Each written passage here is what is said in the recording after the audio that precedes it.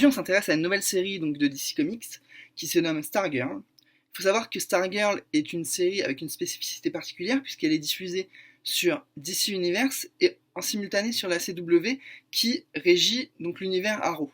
Elle fait ainsi partie du Arrowverse et s'intéresse tout particulièrement au personnage de Courtney Whitmore, une adolescente esseulée qui va par hasard découvrir un sceptre magique que son beau-père a caché pendant des années. Donc, ce sceptre est en fait l'héritage de Starman, donc un héros qui a été vaincu durant une grande bataille entre la Justice League America, donc la GSA, Justice Society of America, et l'Injustice Society. Donc il faut savoir que ce groupement de personnes, ce groupement de héros est déjà apparu dans la série Legends of Tomorrow, mais a été rebooté suite à Crisis on Infinite Earths, ainsi pour une raison assez mystérieuse car la série joue beaucoup sur le concept de mystère, de suspense et de recherche de la vérité. On ne sait pas exactement si Starman est vraiment le père de Stargirl, ce qui pourrait être intéressant, mais on sait que le sceptre l'a choisi et pense que c'est l'héritière de Starman. Donc tout ça on le voit dans le premier épisode, hein, donc il n'y a pas vraiment de spoil, c'est juste pour placer les bases. La série donc a une autre spécificité dans la mesure où elle bénéficie d'un plus gros budget. Donc contrairement aux séries comme Arrow, Flash, Supergirl, Batwoman ou encore Legends of Tomorrow, la série a un budget conséquent qui est comparable à celui de Titan ou encore de Doom Patrol, même si celle-ci a été déplacée sur HBO Max et encore un plus gros budget comparable à la série Green Lantern. Donc on voit quand même que les moyens sont mis pour permettre aux héros de subsister sur grand écran ou sur petit écran, plus sur petit écran en ce moment, mais ça risque de changer très bientôt, on espère, avec un retour, comme on en a parlé précédemment, de Henry Cavill dans le rôle de Superman, le rôle qui lui est destiné. Voilà.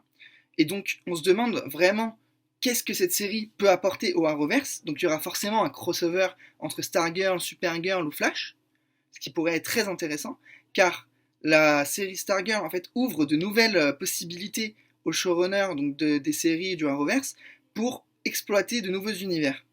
Donc on se demande aussi si on aura une série sur le Superman qui est apparu durant Crisis on Infinite Earths, incarné donc par Brandon Routh, celui qui avait de même été Superman durant Superman Returns.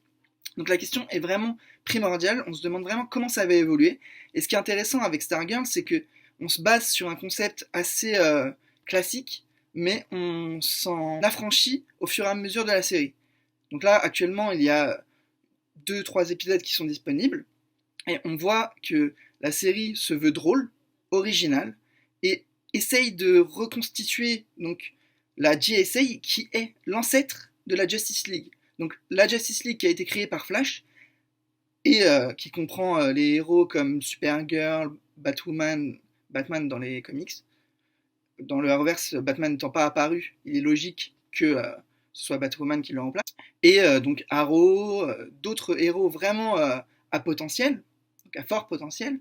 On se demande réellement si cette série va introduire un nouveau concept, donc une nouvelle GSA qui pourra avoir un lien avec la Justice League actuelle, donc composée de Flash, Supergirl, Superman, Batwoman, Martian Hunter et de Black Canary. Black Canary incarné par Sarah Lance de Legends of Tomorrow.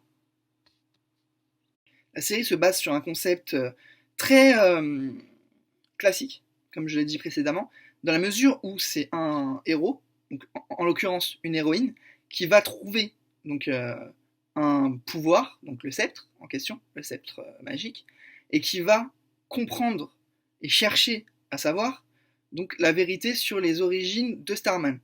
Donc, est-ce son père? Est-ce quelqu'un d'autre? On ne sait pas. La seule réelle réponse qu'on peut donner, c'est que la série va se baser sur cette recherche de l'héroïsme. Qu'est-ce qu'un héros? Quelles sont ses valeurs? Peut-on faire n'importe quoi avec ou ce que l'on veut avec des pouvoirs divins, d'où on ne sait rien, d'ailleurs on ne sait rien. Et comment peut-on former donc un groupement, une nouvelle société aussi digne et aussi forte et donc aussi valeureuse que l'ancienne JSA, et comment peut-on voir donc l'évolution de ces nouveaux héros dans un monde donc dissocié pour l'instant du Arrowverse, mais qui pourrait rencontrer plus tard des héros bien connus des fans.